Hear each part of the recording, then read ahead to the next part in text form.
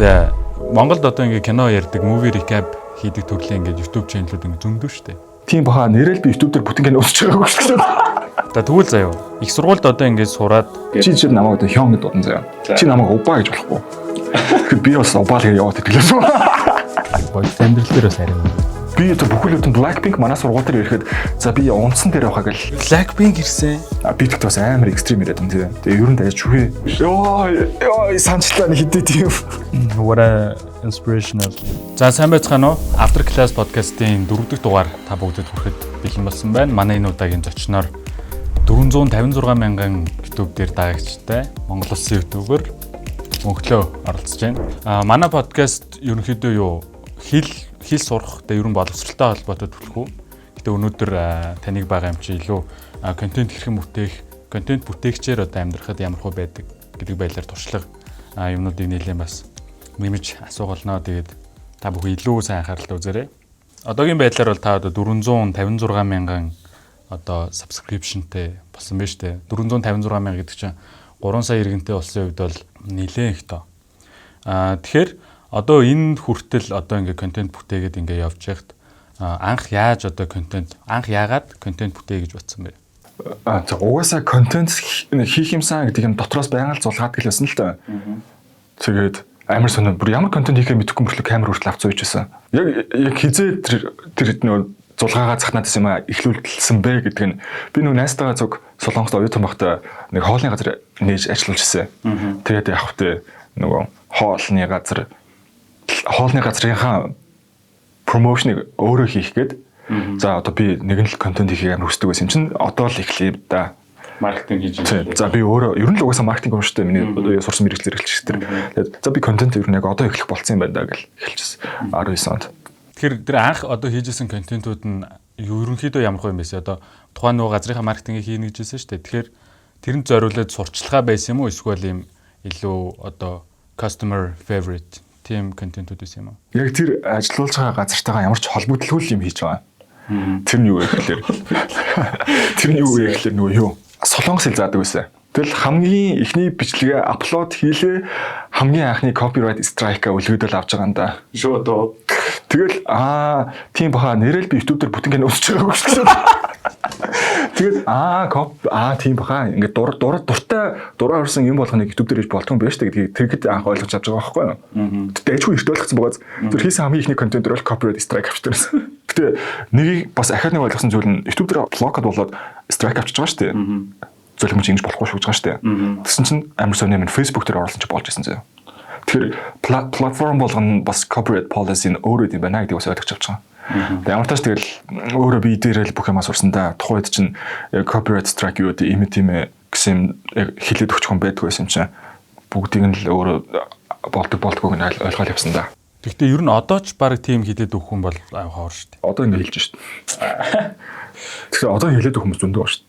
Окей, тэгвэл одоо таны хийж байгаа төрлийн контент байгаа шүү дээ. Одоо ихэвчлэн хийж байгаа контентийнхоо одоо хийгдэх явцын нэг ярьж өгвөл дарааллын одоо эхлээ ингэж таны одоо үзэж байгаа контент чинь гэж гарч ирдэ шүү гэдэг. За эхлээд мэдээж сэдвээ сонгочихж байгаа. Тэр нь тэгээд corporate нь яаж ийн ийж нь болж ийн болохгүй байх гэх юм уу те бүх юм харж байгаа сонгож байгаа шүү дээ.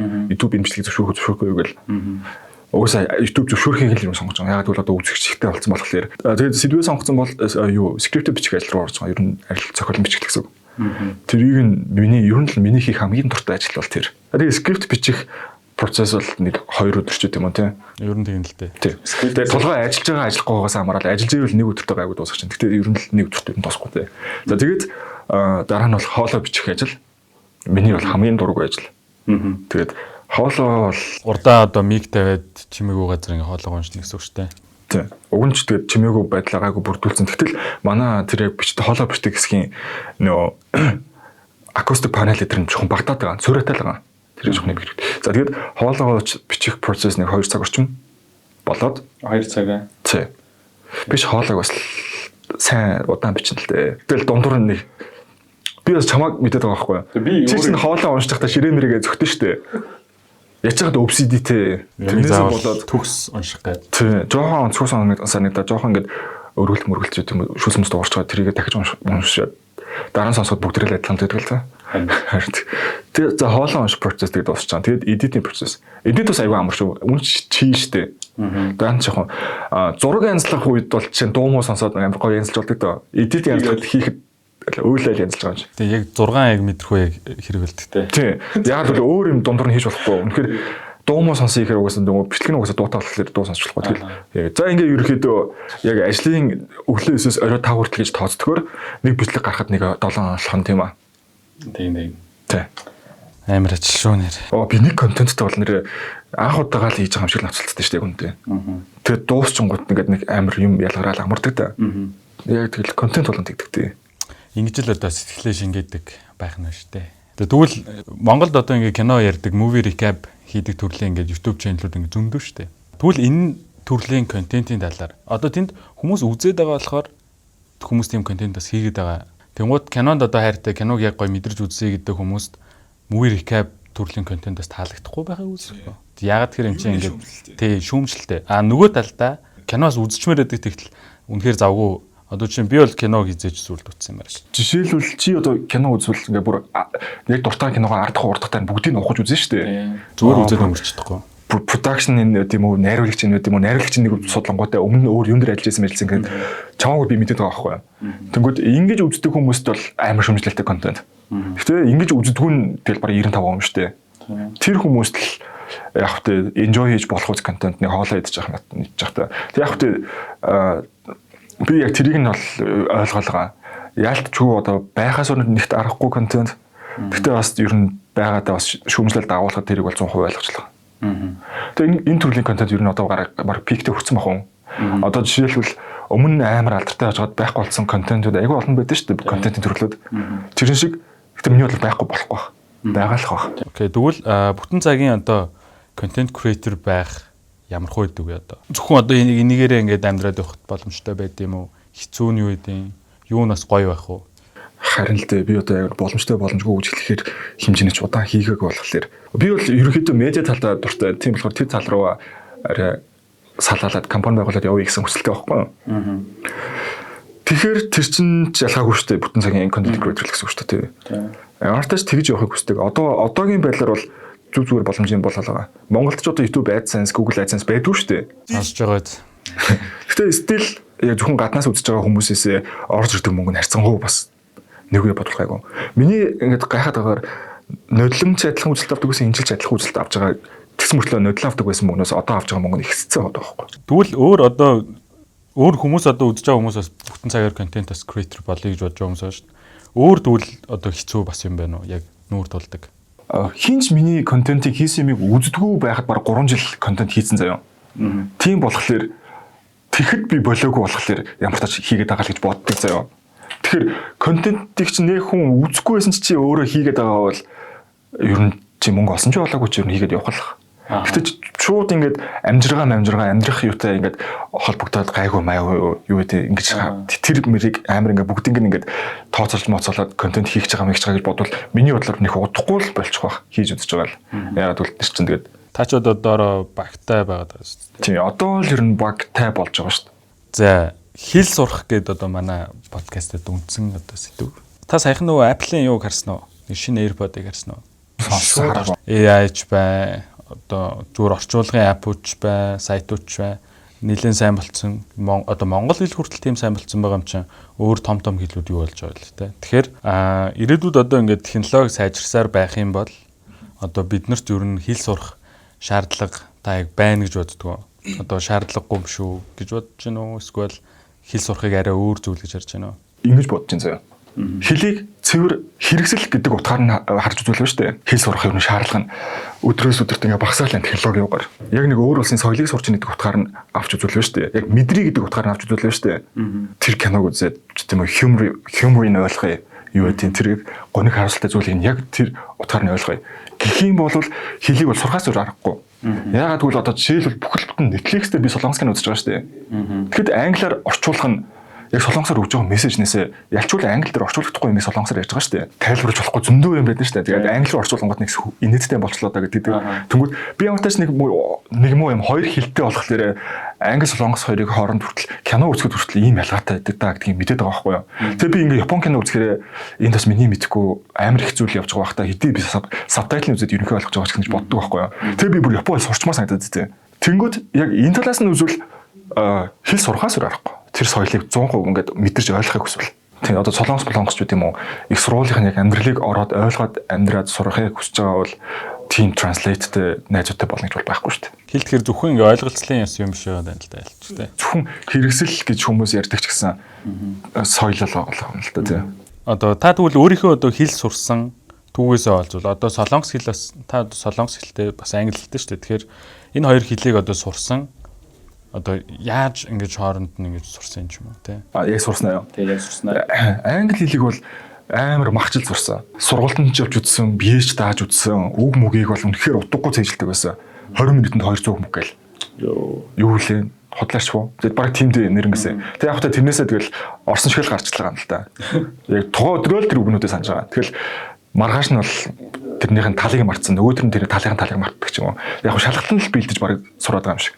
Тэгээ ерөнхийдөө солонгос хэл адилхан үг цэжилж байгаа мэлж байгаа бүр амар махан. Ягаад гэвэл би жоохон интроверт юм байхгүй юу. Тийм болохоор би хичнээн бүр солонгост байсан ч яг солонгос хэлийг солонгос явахаас бас жоохон өмнө сураад эхэлсэн байсан л да цагаан толгомлог байгаа. Тэгтээ хичнээн солонгост байсан ч би ингээ хүмүүстэй чөлөөтэй ингээд алдаа малтаатай ингээд ярих гад хичээдэггүй ингээд амар интро заяа. Интро чи хэл сурахгүй ч махаа яд нь штэ. Тэгээд ялчгүй өөрөө өөртөө л үзэж байгаа. Гайгүй ганц чанар нь гэвэл юу вэ гэхээр англи сурсан байсан болохоор солонгос хэлийг хэдий хэлний бэлтгэл явдаг байсан гэсэн би 1-р левелдээ явтаж 3-р левелийн бүхчилийг үзсэн лээсэн. Англи тайлбартайгаар нь. Тэгээ яг 3-аас цаашаа англи тайлбарыг болчдөг юм. Ном нь. Тэгж мэгээд ер нь гайгүй мах руу үздэг байсан. Тэгээ өөрөө гол Аз болж сонирхолтой. Хичнээн интро хүмүүстэй ярихаас ичж мэддэг ч гэсэн. Тэгэд одоо бол харахад яаж игээд хамаагүй ичжсэн ч гэсэн хамаагүй алтаа гаргаад сурах нь л хамгийн хурдан сурахлаар байгаа. Тэгэхээр алтаа гарахаас яагаад би ганцаараа ингээд нухаал байвал шууд зүг ярьж эхлэх гээл. Тийм. Боломжийн юм уусаа огт юуч зураагүй хүнтэй юу ярих вэ? Ямар тач нэг юм сурна штэ. Тэрийг ашиглаад явах хэрэгтэй. Тэгээ ашиглаж явах хэвчээ ч гэсэн тэндээсээ шинэ юм сурна.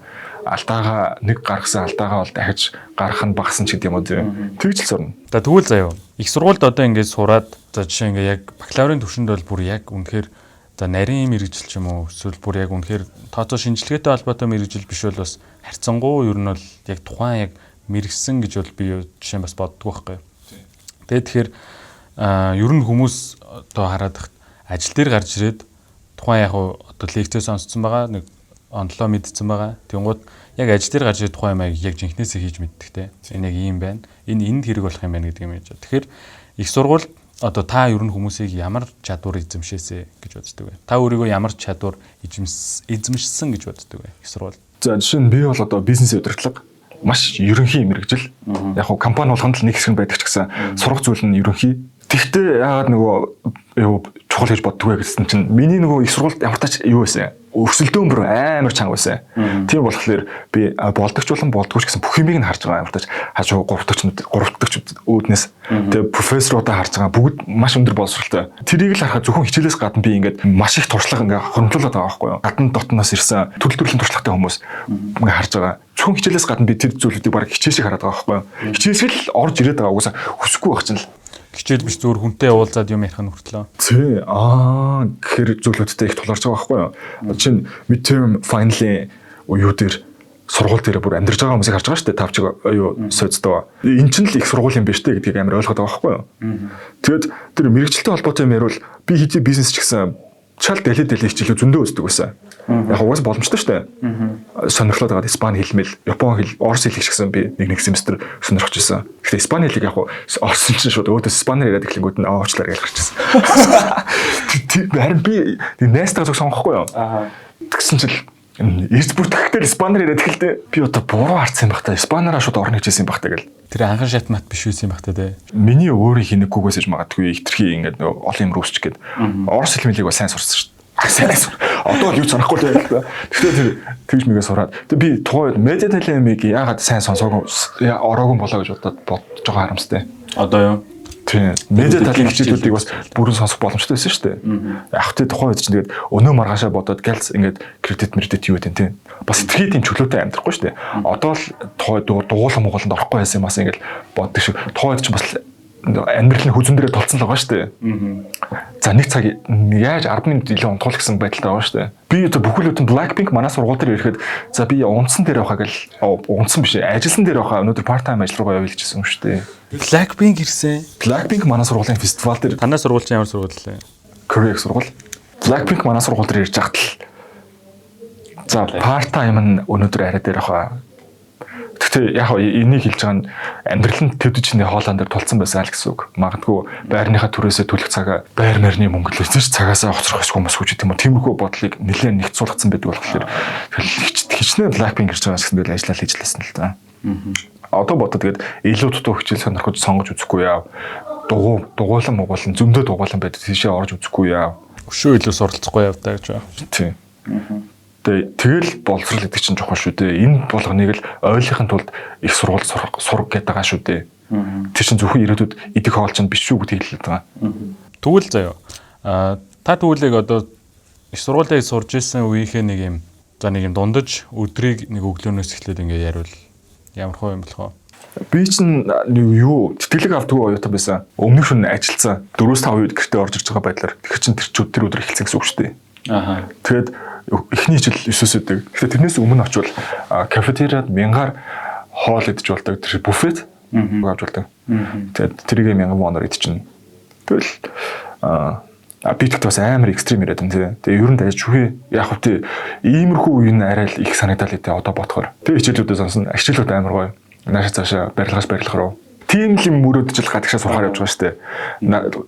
Энэ хичээлийг тэр барилга дээр үзнэ. Тэр барилгаас тэр барилга руу очиод тэр хичээлээ үзнэ гэл. Амар гоё.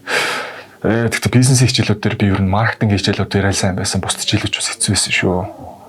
Тэгээд би нөгөө интро болохоор бизнес хичээлүүд чинь голцоо ингээ прожектор ажиллаад баг болоод тэрийг ихтгэл тавьдаг баг 7 хоног шахавал ихтгэл болж байгаа шүү дээ.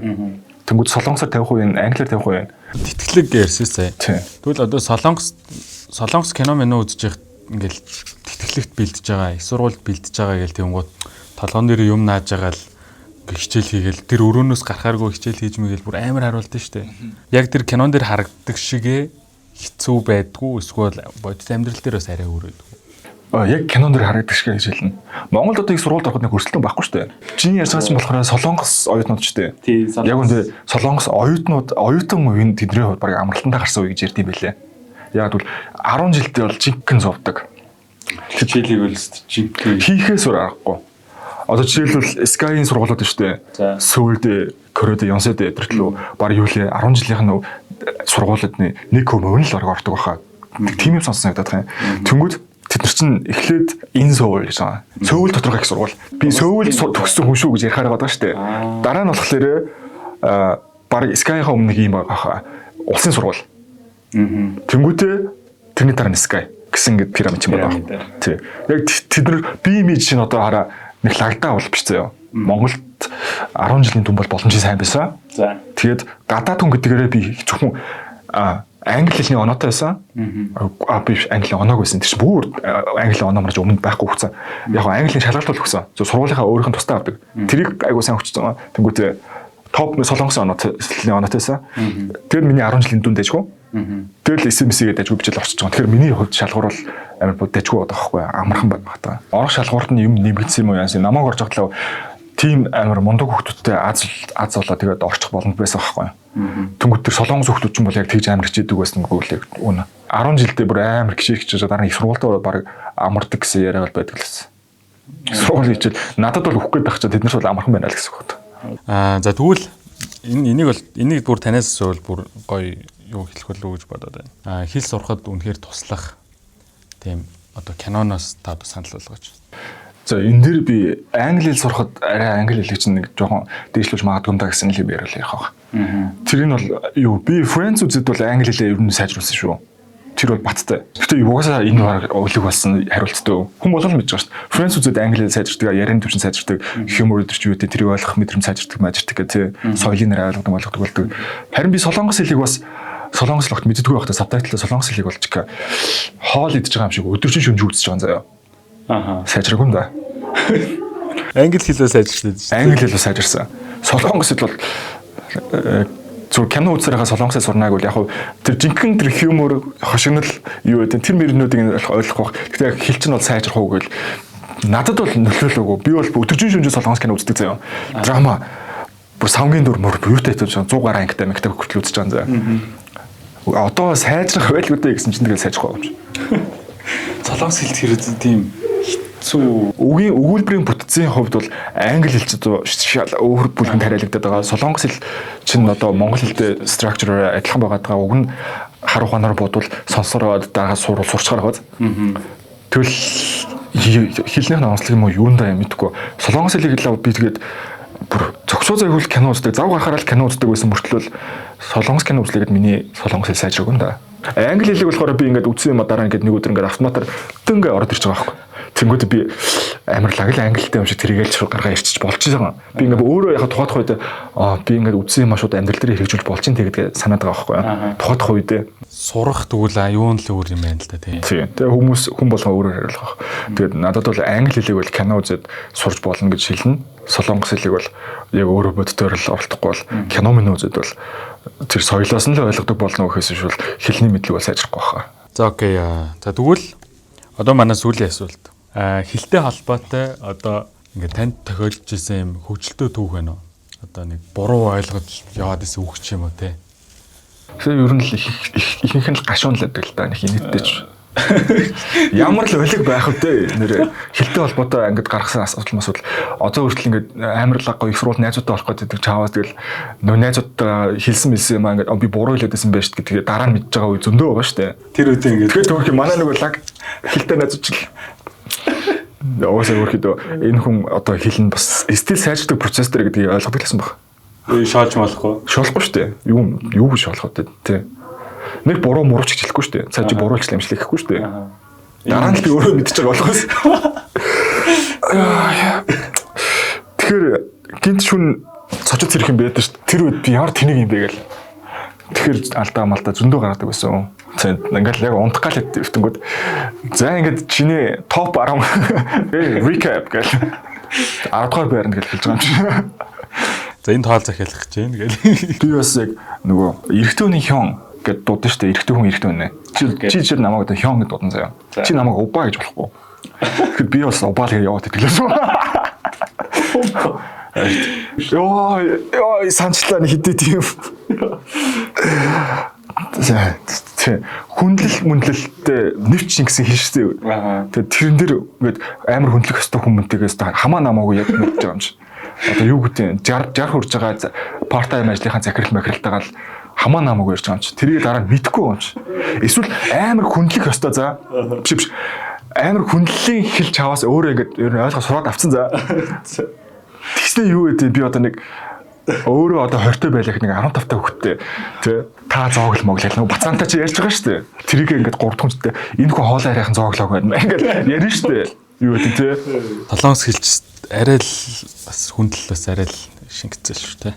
Нэлийн удаа ярьсан байна. За тэгээд манай энэ удаагийн подкаст маань энд хүрээд өндөрлж байна. Тэгээд та нарт хэрэгтэй бас мэдүүртэй зүйл ярьсан байхаа гэж найдаж байна. Тэгээд өнөөдөр хүрэлцэж ирж бид нартай одоо өөрийнхөө гоё туршлагаасаа хуваалцсанд маш их баярлалаа. Тэгээд Монгол Улсын ютубер. Окей. За баярлалаа. За баярлалаа. Та гараад аллахгүй мүү? За окей.